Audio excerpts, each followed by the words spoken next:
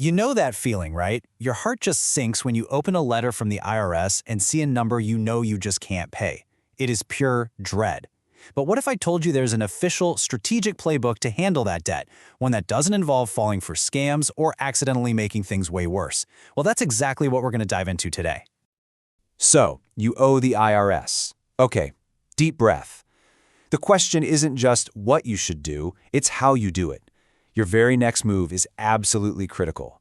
It can be the difference between a totally manageable plan and a complete financial disaster. Consider this your strategic guide for navigating the official process.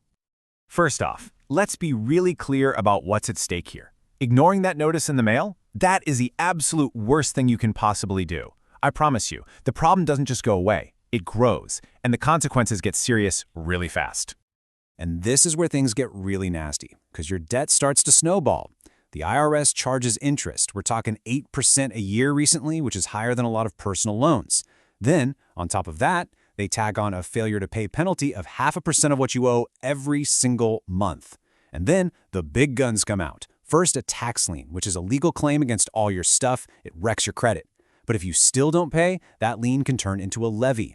Think of it this way. A lien is the IRS putting a dib sticker on your property. A levy is when they show up and actually take it. Your wages, your bank accounts, your car, it's all on the table. This is exactly why waiting is so expensive. That late payment penalty just keeps growing and growing until it hits a maximum of 25% of your total unpaid tax. That's a quarter of what you already owe just in penalties for delaying. Time is literally money here, and it's all working against you. But believe it or not, it can get even worse if you fall for the wrong kind of help. So, you're feeling the pressure, you're stressed, you start looking for solutions, and you're going to see ads that sound way too good to be true. And you know what? They are. This is the quick fix trap that can cost you thousands in fees for, well, absolutely nothing. You've heard this, right? It's everywhere. It's the big promise from companies promoting something called an offer in compromise, or an OIC. It sounds like a magic wand, an easy way to just make the debt disappear. But the reality? Yeah, it's much, much different. Let's just pull back the curtain on the hype versus the truth here. An OIC is not some simple fix. It is a last-ditch option for people in serious financial distress. We're talking near bankruptcy situations. The IRS has incredibly strict criteria, and guess what? The rejection rate is sky high. And here's the kicker. You have to have filed all your past tax returns before they'll even glance at your application. A lot of these companies will charge you huge upfront fees to file an OIC they know has zero chance of getting approved. For most people, this is a dead end. So, if the OIC is basically a trap for most people, what's the real official solution? Well, it's not as flashy, but it's reliable, and it's offered directly by the IRS. It's called an installment agreement. Form 9465. This is the key. This is the official form you use to ask for a payment plan. It's not a settlement to wipe out your debt. It's a structured, official way to pay what you owe over time, and it's written right into the tax code. This is the legitimate tool you should be using. And get this, the timeline is actually manageable. The IRS will typically let you spread your payments out over as many as 72 months. That's 6 years. It transforms that overwhelming, scary lump sum into a series of predictable, monthly payments you can actually handle. And here's one of the biggest financial perks, a huge win for you. As soon as your installment agreement is approved, the IRS literally cuts that nasty failure to pay penalty in half. It drops from 0.5% a month all the way down to 0.25%. That alone can save you a ton of money over the life of the plan. Okay, so now we know the right form to file. But, and this is a big but, just filling out the form is not enough. The strategy you use is what separates success from failure. Let's look at two different approaches.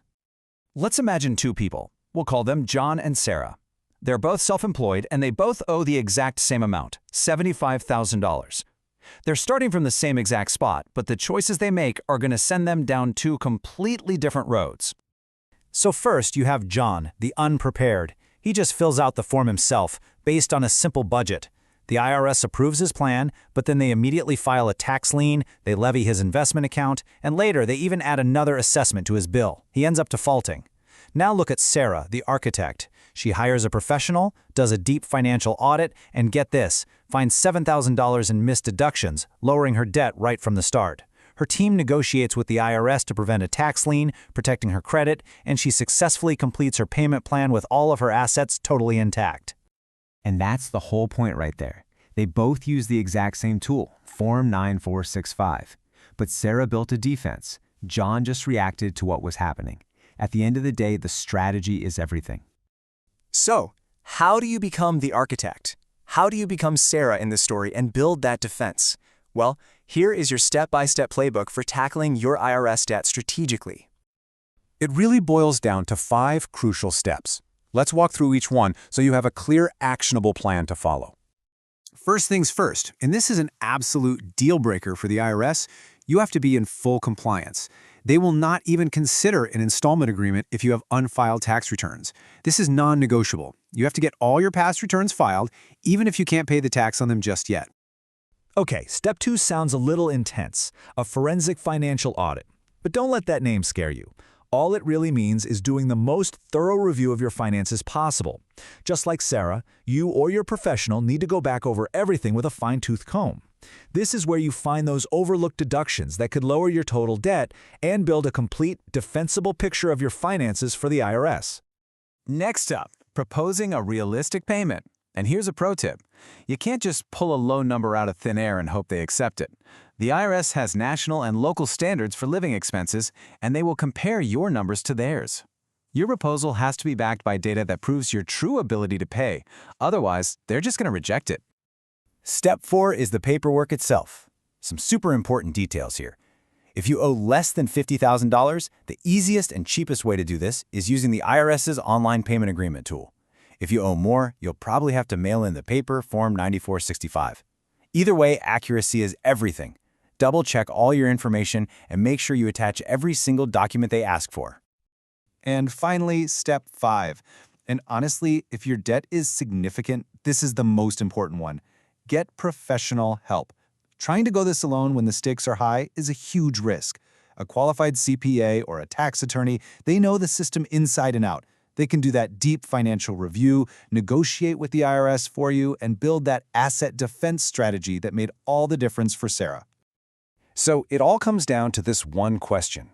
An IRS bill isn't something you just react to, it's something you have to build a strategy for.